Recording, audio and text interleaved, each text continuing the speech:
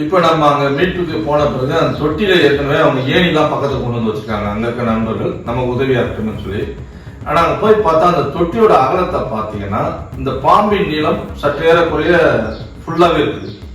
உள்ள இறங்கி மீட்க போனா ஆபத்து நிறைய அதிகமா இருக்கு. ரெண்டாவது வந்து வழுக்கிற மாதிரி உள்ள கொஞ்சம் மணலும் தண்ணி இங்க வந்து பாசையா இருக்கு.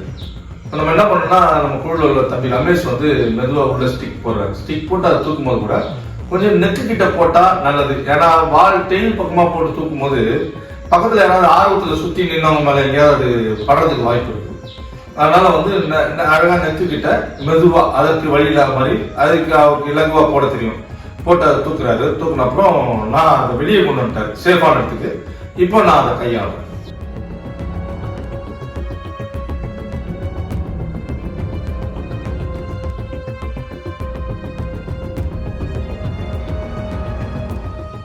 மீட்ட பிறகு சில கேள்விகள் அந்த எப்பவுமே கேட்பாங்க கையாளும் போது அந்த வகையில் நிறைய பேர் கேட்குறாங்க. அப்புறம் சில பேர் பார்த்து வைங்கன்னா அவங்களை கடிச்சிட போகுது அப்படின்றாங்க. அவங்களுக்கு அந்த பரிதவிப்புக்கு இந்த பாம்பு பாதுகாப்பாக மீட்கப்பட்டது.